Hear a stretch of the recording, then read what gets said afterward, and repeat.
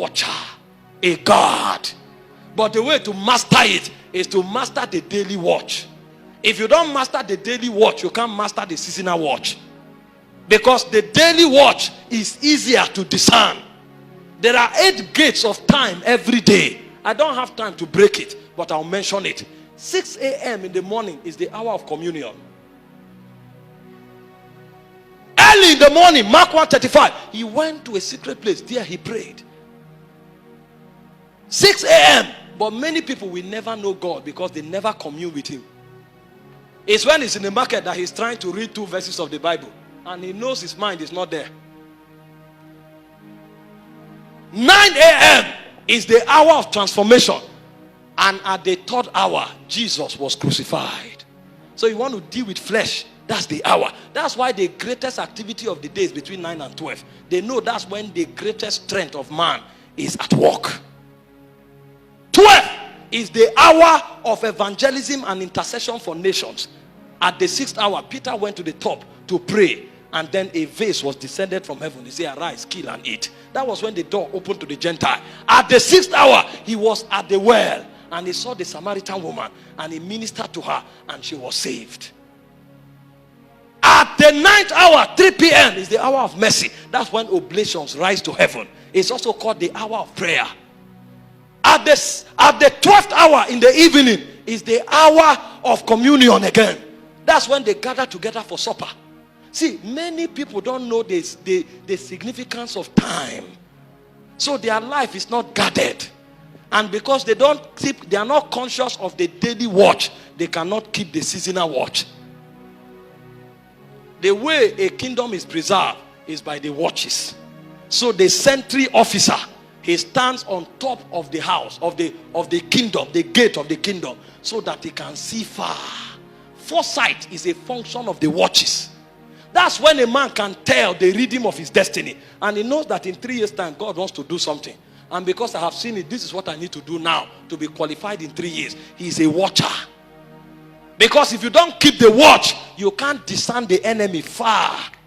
And your life will always be invaded by darkness.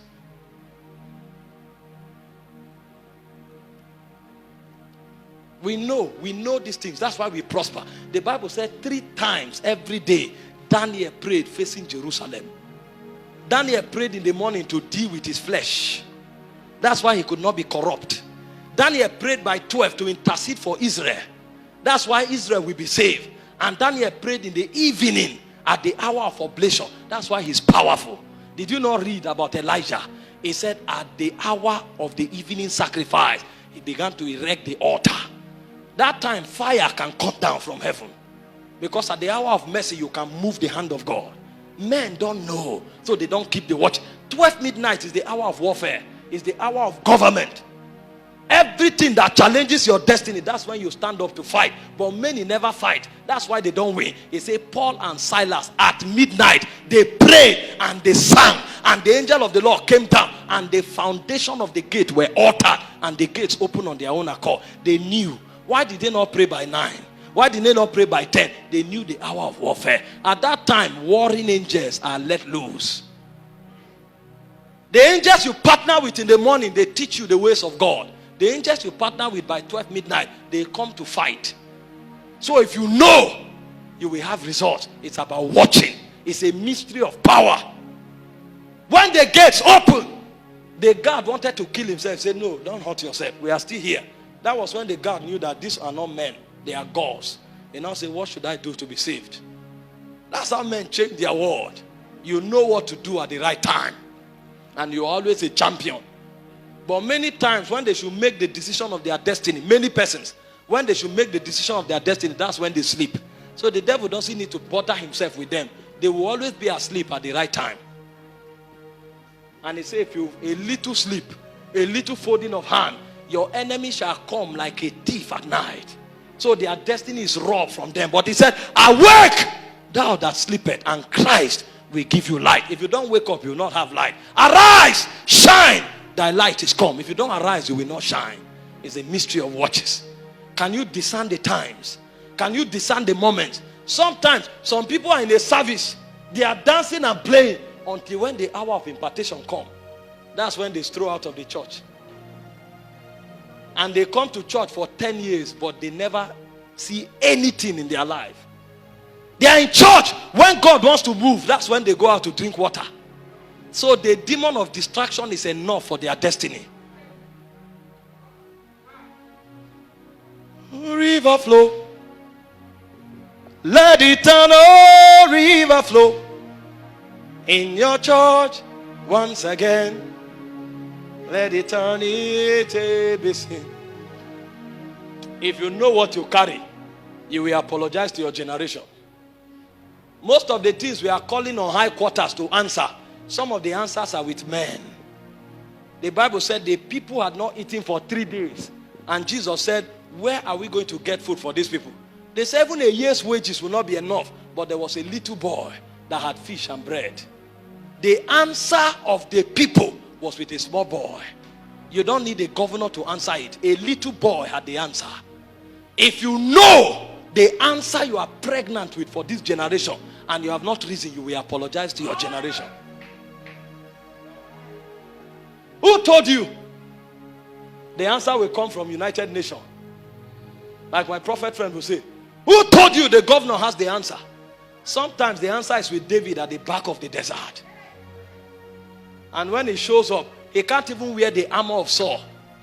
So he said, keep it. There is something I know. I have walked with the spirit of Yahweh Elohim.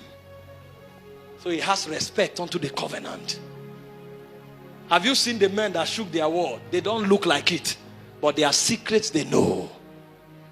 They say you are a woman. How much can women do? Go and go and ask of Deborah. Go and ask of Amy Semper McPherson. Go and ask of Catherine Kuma. Go and ask of Maria Woodward Etta.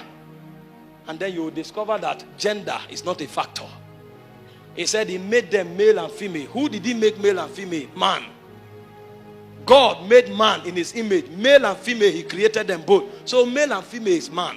Because the word man is the word ish. It means a species. Who told you gender is a disadvantage? Where have you gone in the spirit? There's a place you will enter and you will come like the brightness of the heaven. And your generation will bow. Deborah journeyed so deep in God that she came and said, I am a mother in Israel. Israel doesn't only have fathers, he has mothers too. I'm a mother in Israel. And when she fought, he said the stars fought with her from their courses. You have no disadvantage. Just travel deep. Because they that journey to the deep, they see the wonders of God.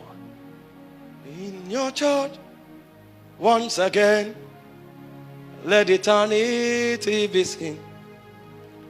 River flow, river flow. Let eternal river flow. In your church, once again, let eternity be seen. God didn't call you to live by your salary. So your salary is not a disadvantage in the first place. It says, seek ye first the kingdom. All other things will be added. Your potentials, your giftings will generate more for you than your salary. The owner of the job did not even plan for you to succeed. That's why the moment you begin to succeed, they begin to probe you. How come? Because your success was not part of the equation. Even the government did not plan for you to succeed. The moment you begin to succeed beyond normal, they start probing you. They sent me hard currency from the US, and Access Bank hijacked my account. Because they don't expect a youth in Benue to receive hard currencies on a weekly basis. But I don't work for a government. I work for a spirit. They checked. Could this boy be a Yahoo boy? How come? What does he do? When they checked, they now went to do a profiling on me. And the first thing they checked on YouTube is that I have 100,000 followers. They now realize that Kai is not normal. But can you check in the spirit? Do you know your season? Do you know your season? Or are you struggling in another man's season? Do you know your moment of visitation? Many don't know. That thing you have can change your world, but do you know your season? When you know your season, you seize it. And then things change. The last pillar of power is yieldedness to authority.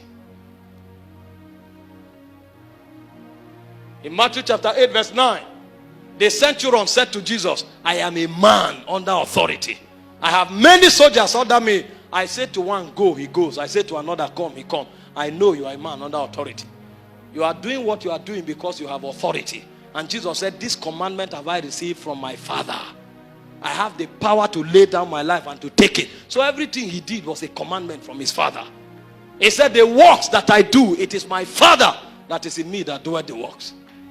The words I speak is my Father that is in me that doeth the works. So while Jesus is talking, the Father is working, because there is harmony in authority.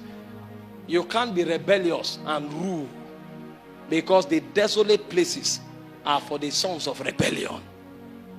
The man that receives instruction will dwell in the congregation of the dead. When you see men fruitful, they are submitted to a government. They are submitted to an authority. And every time they speak, that government backs them up. A generation of power is a generation of altars. A generation of power is a generation that knows the mystery of the balance of energy.